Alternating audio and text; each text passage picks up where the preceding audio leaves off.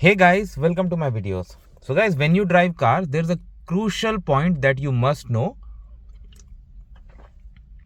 and you must take care of it, otherwise it could lead to some disastrous results. What happened, like one of my friends, like it happened with him, and I'm sharing his story.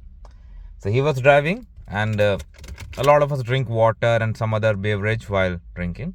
So make sure you place them safely, okay, at a place where that are designated and can hold them. But what he was very casual. He was not driving this Sentra car. He was somewhere like here he placed, okay, like this casually. So while driving, at some time he had to hard brake. So what happened? It fell all the way here, okay. And then before he could do anything else, it went.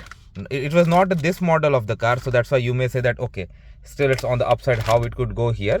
But somehow, based on the model of the car, it went somewhere that when he was trying to gas, there was an obstruction, okay. It was an older model of the car.